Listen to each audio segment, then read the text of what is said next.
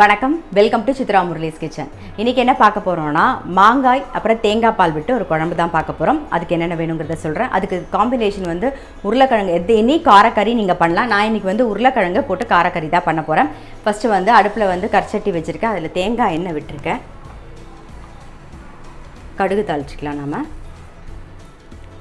காரத்துக்கு வந்து 2 பச்சை மிளகா கீறியிருக்கேன், ஒரே ஒரு வெங்காயம், இஞ்சி வந்து ஒரு அரை இன்ச்சு.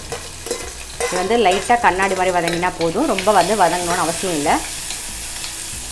நம்ம வந்து ரெட் சில்லி பவுடர் போட போகிறோம். ஸோ பச்சை மிளகாயும் போட்டிருக்கோம், அது தகுந்த மாதிரி காரம் மட்டும் சேர்த்துக்கலாம்.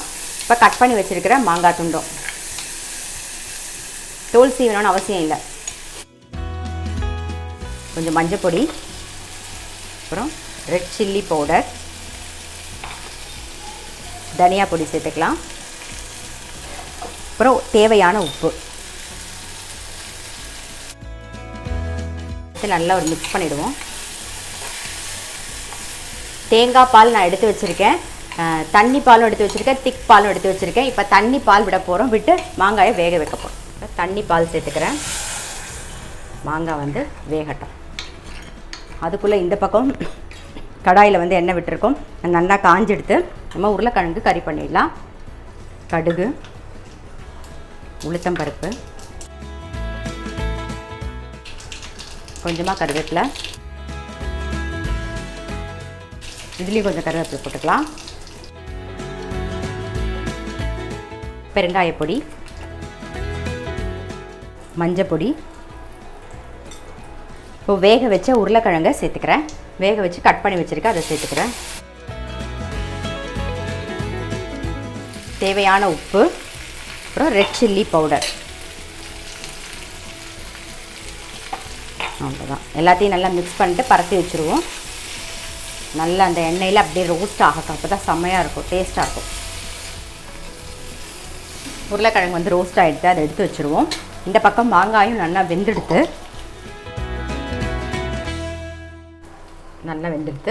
ஸோ இப்போ வந்து இதுக்கு தாளிக்கணும். அதுக்கு இந்த பக்கம் வந்து கடாய் வச்சுருக்கேன்.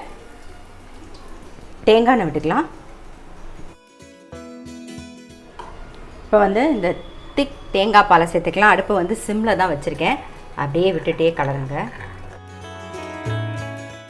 சேர்த்துட்டு கொதிக்கணும்னு அவசியம் இல்லை, நம்ம வந்து ஆஃப் பண்ணிடலாம். இந்த பக்கம் தாளிச்சிடுவோம். கடுகு, வெந்தயம்,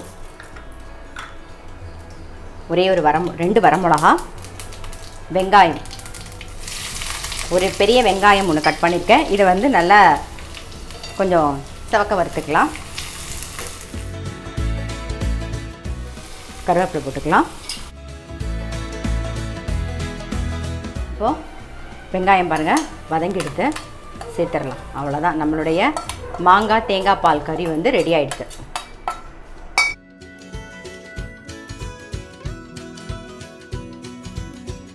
இப்போ அடுத்து வந்து மாங்காய் துண்டம் போட போகிறோம். அதுக்கு மாங்காய் வந்து கட் பண்ணி வச்சுருக்கேன். அடுப்பில் வந்து நல்லெண்ணெய் விட்டுருக்கேன், அது காஞ்செடுத்து கடுகு, நீங்கள் வெந்தய பொடி இருந்தால் வெந்தய பொடி சேர்த்துக்கலாம். நான் வந்து வெந்தயம் தான் சேர்த்துக்க போகிறேன், முழு வெந்தயம். கொஞ்சம் கருவேப்பிலை, மஞ்சள் பொடி, ரெட் சில்லி பவுடர், கொஞ்சம் பெருங்காயப்பொடி. இப்போ மாங்காயை சேர்த்துடலாம்.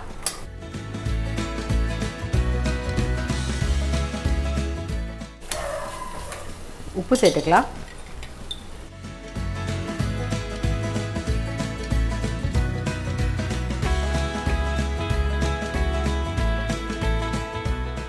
இன்றைக்கி ரெசிபி பார்த்துருப்பீங்க.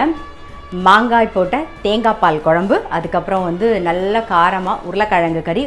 காரக்கறி தான் நல்லாயிருக்கும். அப்படி இல்லைன்னா நீங்கள் அப்பளம் படாமல் தொட்டுக்கலாம். இன்ஸ்டண்ட்டாக மாங்காய் ஊறுகாய். நான் எப்பயும் சொல்கிற மாதிரி நல்ல சுடசாதத்தில் இந்த மாங்காய் போட்ட தேங்காய் பால் குழம்பு வந்து பிசைஞ்சிட்டு ஒரு காரக்கறியோ அப்பளமோ தொட்டு சாப்பிட்டு பாருங்கள், செம்ம நல்லா டேஸ்ட்டாக இருக்கும். ஸோ கண்டிப்பாக ட்ரை பண்ணி பாருங்கள்.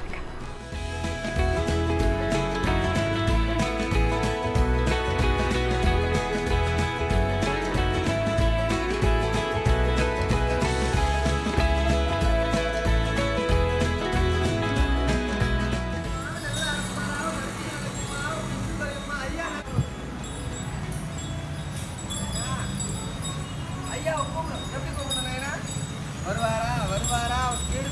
அவர் பேடத்துறை என்ற அப்பா அவர் பொண்ணு புள்ளி நல்லா இருக்கணும் நினைச்சது நடக்குமா நாயனா ஜெயிப்படுமா சந்தோஷம் தானே லட்சணமாவா அவர் நல்லா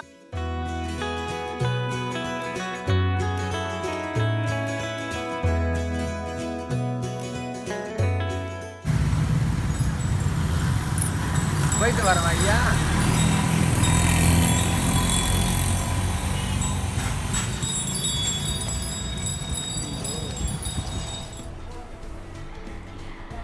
இப்போ நம்ம வந்து கேரமல் பாப்கார்ன் தான் பண்ண போகிறோம். அதுக்கு வந்து அடுப்பில் வந்து பாத்திரத்தில் எண்ணெய் விட்டுருக்கேன்.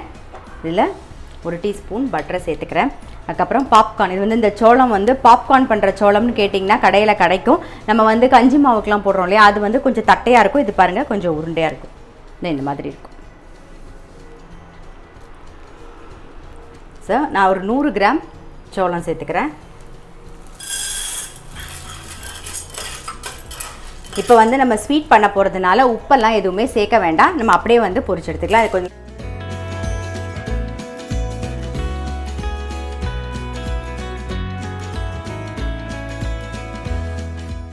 பாருங்க எல்லாம் நல்லா அந்த பட்டரோட மிக்ஸ் ஆகிடுது. இப்போ மூடி வச்சுருவோம். ரொம்ப பெருசாக ஹை ஹீட்டில் வைக்க வேண்டாம். நீங்கள் வந்து ஒரு மீடியம் ஃப்ளேமில் வச்சிங்கனாலே போதும். நல்லா பாப்கார்ன் வந்து பொரிஞ்சு வரும். பாருங்கள் நல்லா சவுண்ட் கேட்குதா, பாப்கார்ன் பொரியிற சவுண்டு.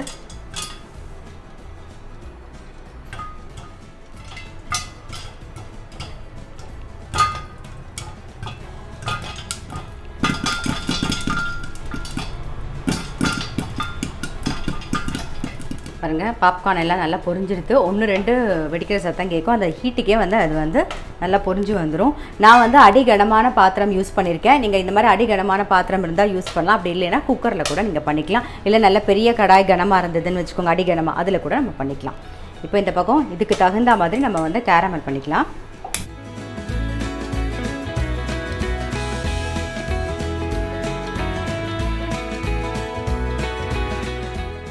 நான் 100 கிராம் எடுத்துட்டேன்னா, ஸோ 100 கிராம் சர்க்கரை எடுத்துக்கிறேன். அதே அளவுக்கு சர்க்கரை எடுத்துக்கிறேன். சிம்மில் வச்சுருக்கேன், கொஞ்சம் கரையட்டும். பாருங்கள் சர்க்கரை மட்டும்தான் போட்டேன், அதுவே வந்து உருகி நல்லா தேன் கலரில் வந்திருக்கு பாருங்கள். ஸோ இப்போ வந்து நம்ம 1 டேபிள் ஸ்பூன் வெண்ணெய் சேர்த்துக்கலாம். வெண்ணெயை நல்லா மிக்ஸ் பண்ணிவிடுவோம்.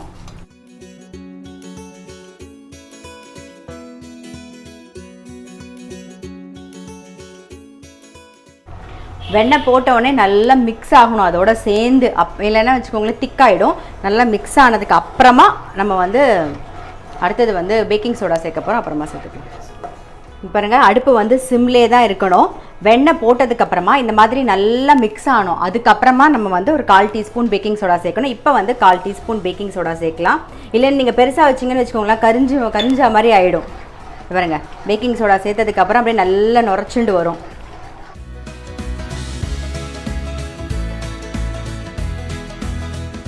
கொஞ்சோண்டு வெண்ணிலா எசன்ஸ் சேர்த்துக்கலாம்.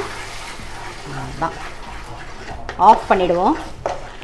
ஆஃப் பண்ணிவிட்டு நம்மளுடைய பொரிச்ச பாப்கார்னை சேர்த்துடலாம். அது அப்படியே கலரி விடுங்க. 2 கரை போட முடியாதுன்னு நினைக்கிறேன். இல்லைங்க இதுவே கரெக்டாக இருக்குது.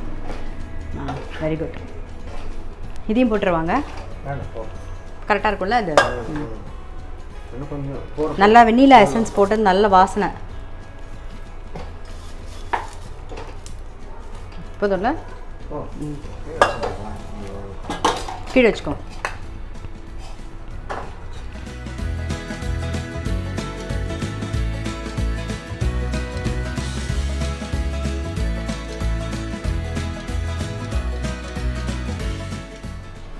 நம்மளுடைய கேரமல் பாப்கார்ன் வந்து ரெடி ஆகிட்டு.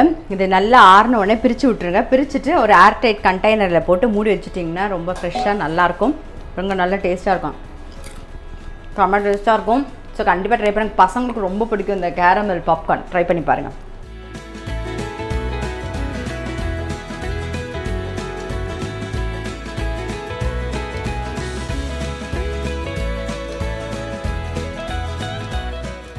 பாருங்க ஆறினோடனே இந்த மாதிரி பிரித்து தனித்தனியாக அப்படி மாதிரி பிரித்து போடுங்க.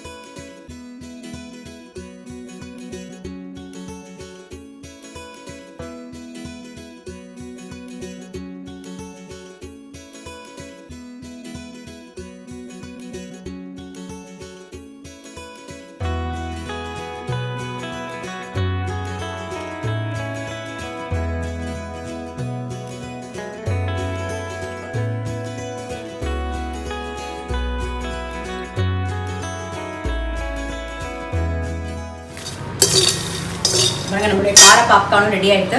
பாப்கார்ன் வந்து பொரிச்சதுக்கு அப்புறமா நம்ம வந்து அது மேலே பட்டரை உருகி ஊற்றிட்டு நல்லா மிக்ஸ் பண்ணிவிட்டு அதுக்கப்புறம் காரம் சேர்க்கும் போது அது நல்லா ஒட்டிக்கும். இப்போ நம்மளோட பட்டர் பாப்கார்ன் ரெடி. பெப்பர் கூட போட்டுக்கலாம். நாங்கள் ரெட் சில்லி பவுடர் சேர்த்துருக்கோம். நீங்கள் வேணால் பெப்பர் பவுடர் இருந்தால் அது கூட நீங்கள் சேர்த்துக்கலாம். கண்டிப்பாக ட்ரை பண்ணி பாருங்கள். அந்த கேரமல் பாப்கார்ன் குழந்தைங்களுக்குலாம் ரொம்பவே பிடிக்கும். அதுவும் ட்ரை பண்ணி பாருங்கள். இந்த கார பாப்கார்னும் ட்ரை பண்ணி பாருங்கள்.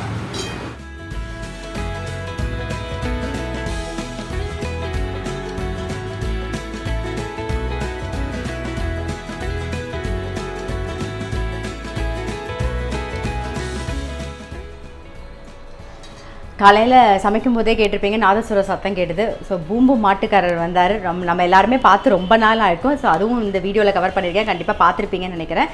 இன்றைக்கி டிஃபன் வந்து எங்களுக்கு வந்து ரவா உப்புமாவும் தேங்காய் சட்னியும் தான்.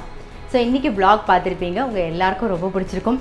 அந்த மாங்காய் தேங்காய் பால் விட்ட குழம்பு ட்ரை பண்ணி பாருங்கள். அதே மாதிரி கேரமல் பாப்கார்ன் குழந்தைங்களுக்கு எல்லாருக்குமே பிடிக்கும். ஸோ கண்டிப்பாக ட்ரை பண்ணி பாருங்கள். நான் உங்களை அடுத்த வீடியோவில் சந்திக்கிறேன்.